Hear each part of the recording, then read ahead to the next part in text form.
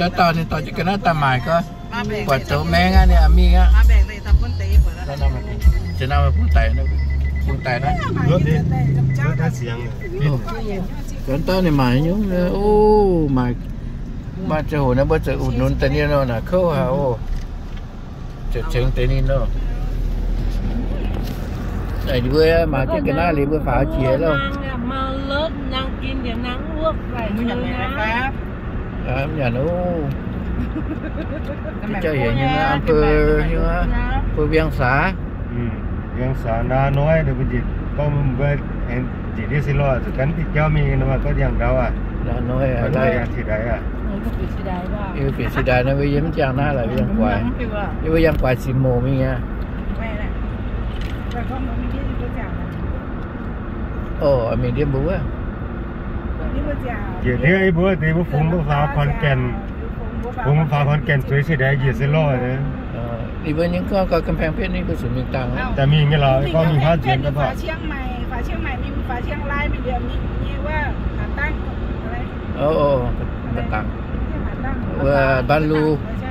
ระตังตั้งบนสวนมย้อนกันที่พุ่งสวนตุ้ยโอ้นั่นไม่บัวกะหิวเจ้าหน่อยหิวเราบุกก็ไม่หายกันจะมุมเอาอ่ะเชียงตอนนี้จะไปย่ามั้งน้องกันยุงนั่นแหละเป็นว่าขายแบบว่าคนส่งออกตอนจะไปย่าเชียวตอนน่ะแฮกร้านช่วยแฮกกันที่เรามีย่าก็ตลอดตองตีนะ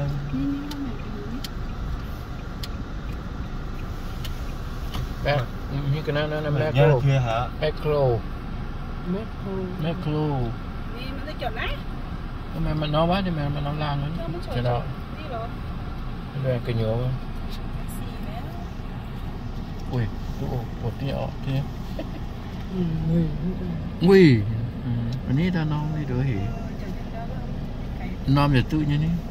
ไม่ใช่แมงแต่มาจีน้องเนี่ยตัวนี้พุ่งง่าย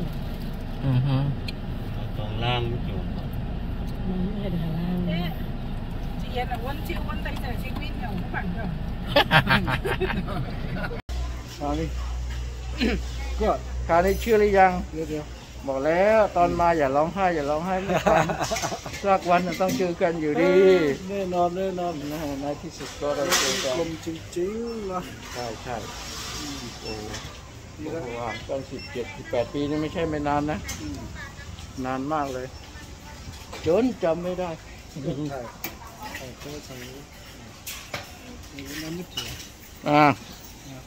ดี๋ยว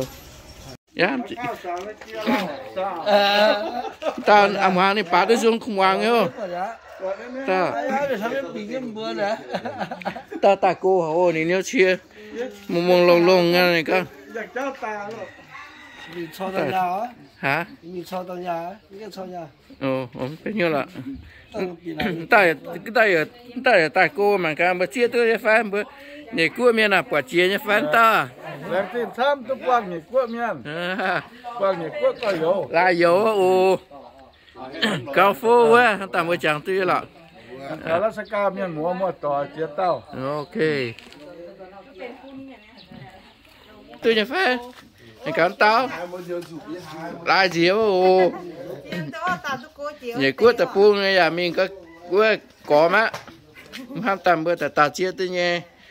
ก็มีสาลาสกาเนี่ยเบอร์ลาสกาลิวเจียเบอร์ลิวโยเบอร์แต่ต่อเชื่อตัวเนี่ยฟ้าโอ้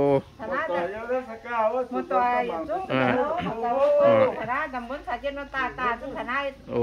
ยเจ้าเบอร์ลิวโยตาหนึ่งก็เจ้าจุนฮะเตือนฮะแป่งช้ำแห่นะนี่ก็อุ้นเอาอย่ามาจนน้ำเฉียบยอดอุ้นเอาอย่ามาตาลิวโยอย่าทิ้งเนี่ยลิวโยนี่การทิ้งน้อง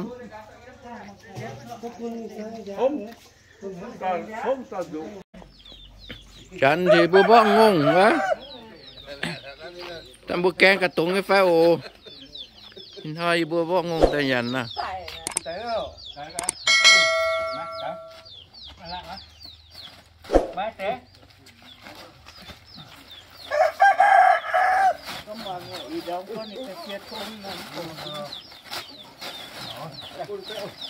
เอานี่ออกเอาขาพี่เลย ở cái tên đó chú kìa cái nọ con cái tên này cũng dáng sao nhỉ ui này bùi hiên hả hôm cả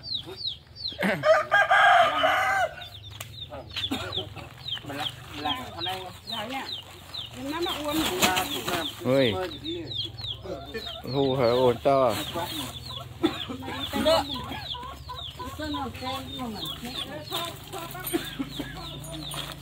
kết quất gì nãy tao không vào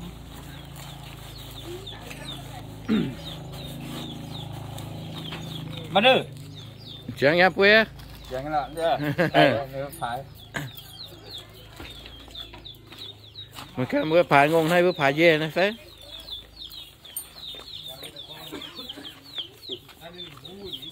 phải dê đó chứ mà phải còn cái bữa giờ mình cái hay bữa phải dê này phải nó phải cái bạc phải như là cho bữa bán chẳng mà đồ nghe tay nữa còn cái nền vị này biết khuôn rồi là phải lùm mấy bữa phải dê nhá lùm bữa tôm dê nữa là nhé phải phò lấy phò mỏ cái mỏ con thì cái đám cái ngắn khen đã cái chỉnh nó có ngắn trang như đốt cho nó bớt lít chuông nó là cái rất là nhiều thô khai lang cái đây mà mới rủ chứ à này này kìa Iya, mama hasil. Dia tu. Oh, là quang bị. Ăn sắp tới. Chứ là là phát đấy trộn ánh nó mi nó đó. Có cát nó. Vậy. Trên là bữa không cát đi nè. Bữa này mà bún khắm. đào đón hay nào mổ rủ được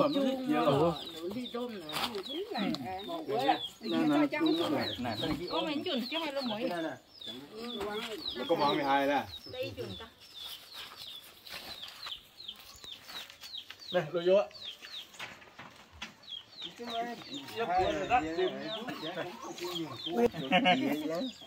tung khơi lại tới bỏ nó cá ố bữa phải phim xéo xăm tao hay không Hoàn tất có món chiều nhá. ông thôi hiểu có nên đây mình hốt chiếu rồi mình mặn ngon để hốt chiếu hay chiếu đây là đốt bịa hay némไปลงซะเป็นเนี่ย giết chàm rồi này số cái đi khỏe nữa này làm hơi luôn rồi thằng này khỏe Đồ ăn nó sầm trò. tao bữa phải phim ô nó một cái này ôi bữa này sợ ngùng ó nhà luôn bữa mà xăm tao hay ô tông hiếu hay ô tông phim tông e nhé thằng chi bữa này bỏ ngùng mà cá miệng tỏi nó tỏi phun tỏi bây giờ xăm cái sọp rồi bây giờ chú như này rồi chẳng lại luôn ô bây ô giờ xuống tài ô đây có quả lên mảng lấy tu ấm xe ô yếm hoa nhảy cua và quả là cắn tài ô vừa chưa chưa nhé mà xăm hả ô mà cái này chứ chia bún nhé cá lại vô sợ nhú nè Từ nó yên hát mình sợ ẩm. này bữa hơi quảng á này béo á pha hạ hay là giờ ăn bên lọ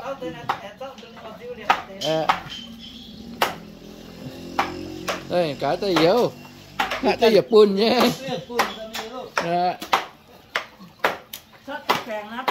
mà cá lại vô này thì này sợ nhú cái Nay cái hát mình ẩm không à?นี่ก็บัวจ๋าก่อนนี่ก็ตุงจ๋าโอ้ตรงตีคู่เจียนอ่ะ Để chay bố mà có giờ. Để sẽ lá cũng giờ. ตาเลยมามวยอ่ะ mà mùa là hít sơ sơ rồi ha Hả? บ้านเต้นอะไรอยู่อ่ะ phun cả ไม่หนงนี้เราจะมาตีนี่ đó Để mình ăn nó ha. Ăn khác là mình xiếc ta nó tóc ta nó tạm biệt chia tự nhiên là này ta nó chia tự nhiên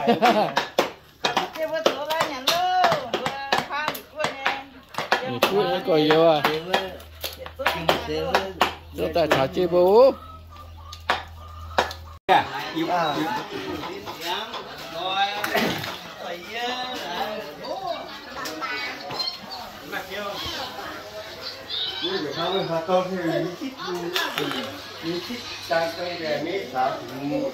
Cáiนั่นเนี่ยว่าบ่กันได้จัน ô bao ngông cái chén này ว่าเป็นช่องข่าวเนี่ยว่า cô đi năm chỉ nhảyนี่thấy bố bao con ngông thấy bố lý là hải liang hải là hải ơi nhang hải cô đi năm chỉ nhảyนี่nào thành coi bữa มีอะไรอย่างพ่อนี่ คุณมันต่างห้างหรออันนี้หมดก็เที่ยวแล้ว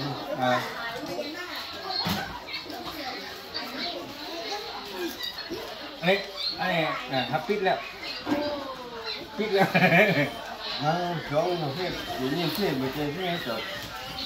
พอเพ้นเจ๊มองเจ้าเนี้ยแต่bao ngông là lỏn tí tao quê chào tao nè ไม่ได้สดค่ะ lái sửa là nhưng mà lái sửa bữa nắng hay lái sửa luôn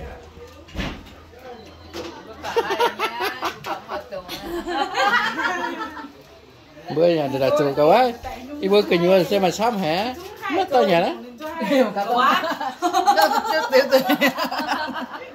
rồi về biển bữa gì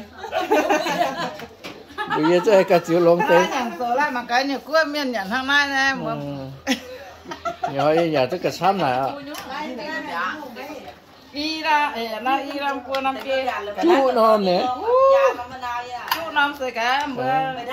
tao nó nhận thế nào cả chơi nhâm này cái tư cũng này mình cái đó ní muốn nói nhận hàng sang chia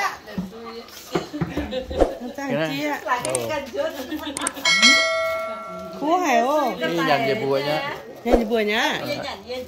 nhận đi bùa bợ thôi không đi bùa này cả thô na rồi nó mình nhẹ uống ở bên téo nó sẽ chơi chơi sen em cái trắng mà cả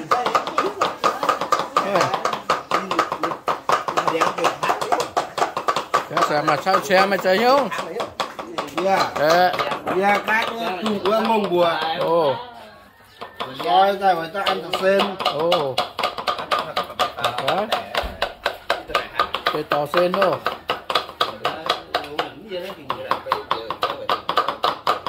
rồi tàu sen vậy tàu sen sao nên bữa tàu sen ha mày chuyển về nha vậy là hay tự chào nhé cá sen là cá xiếc chứ bạn Mỗi chú sẽ tìm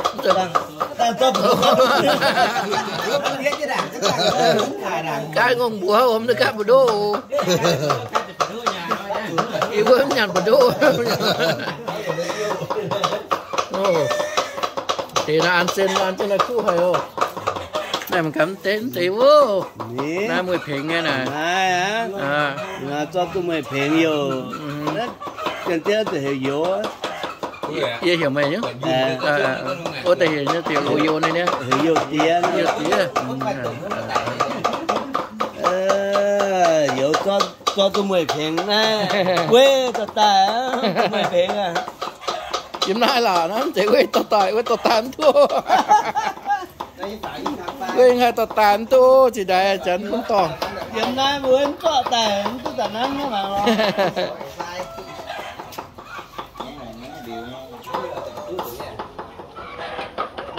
Làm trắng sao mày bây giờ sen á? Cái này trắng ọ.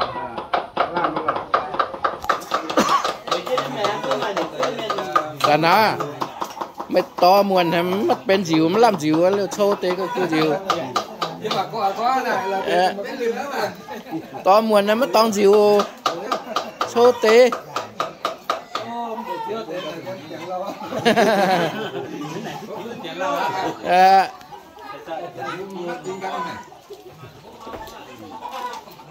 Đúng rồi, này đi đó, đúng. Mà cắm sáng. Mà cắm sáng ha nói như ý đấy. Làm chữa hả? Hả tàu ngoại mà cắm sáng. có bạn nào phải phun phun khu chiến xe không phải cảแต่เนี่ยก็มีหมอปลาน้ำตะก้อยบนแซงหน่อยบนแซงเจี๊ยฮะ แซงเจี๊ยnày cả khu vậy là giờแซงแปดnày chúng lùng là khu người em tê bằng cá tê nó tăng à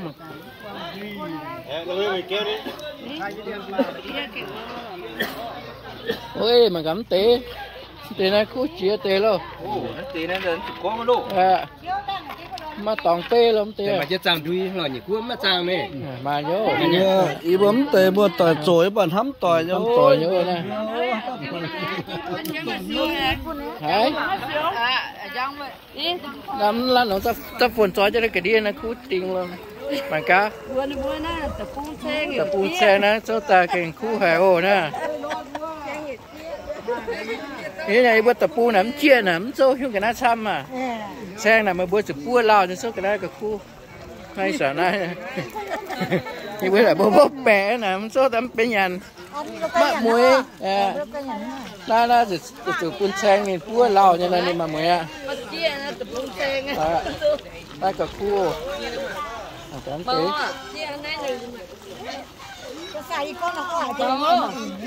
xe mà cắm à liu bữa xe cắm mà muối nhá phải bữa bữa tao xe cắm mà muối nhá phải từ cha nhá phải chị sĩ mà tao mà tỏi xế như hạn đấy xe mà cắm mà muối nhá phải mà muối muối hổ nè ok thế này không đâu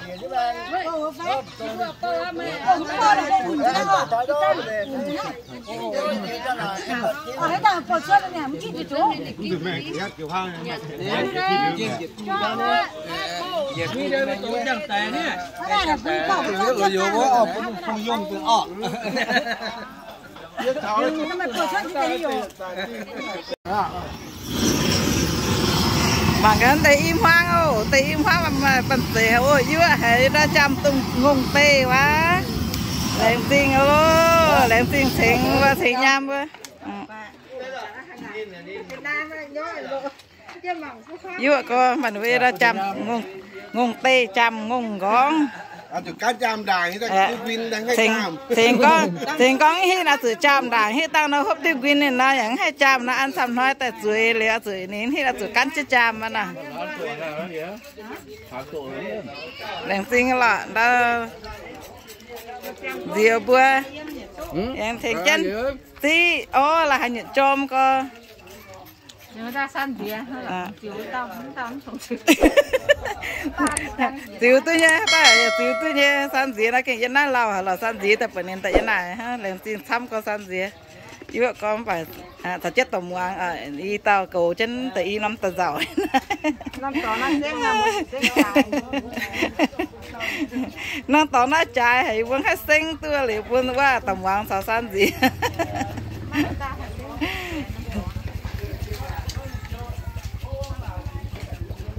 tè mà tè nó thở sẽ em lao tăng như vấn tè na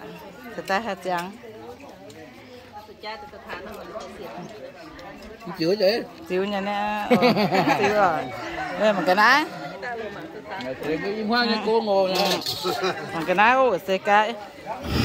em mà 5 tỷ thì mẹ phải 100 tỷ nha ai qua chẳng đều quân nè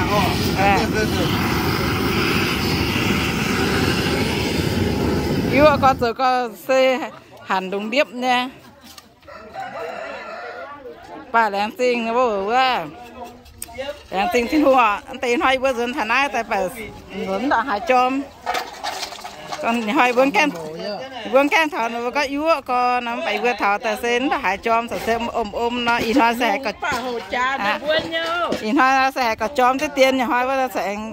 tổng nó chôm là kinhว่าคุยเยี่ยมนี่แหละอีเบื้องแก้มเสือนั่นเบื้องแต่ก็ยั่วเขาเสือแต่nóอยู่เดี๋ยวโลไหนก็นึกว่าก้อนแห่ก็มาต่อยเสือนั่นหรอทีนู้นหายก็ยี่กำสีหามไปฐานะนั้นเซ่ปุ่นนั่นถ้าหายยั่วเนี่ยโอ้เหลียวเขานะ ต่อเสียงthì bữa sáng chết tì naเดี๋ยวเขาจะต่อเสียงหัวทั้งเจ๊เนี่ยเจ๊ข้างหลังนะ giờ tế mất hàng hiểu thế à bữa tối chả hoi phải nó phải nó chế tê phải ra là tế hôm nay à mấy cha cái quài rể quên làm gì á nếm đúc đúc gì hả chịu tê bữa nay đang tiền nó đứa nè kia nè hai đứa nè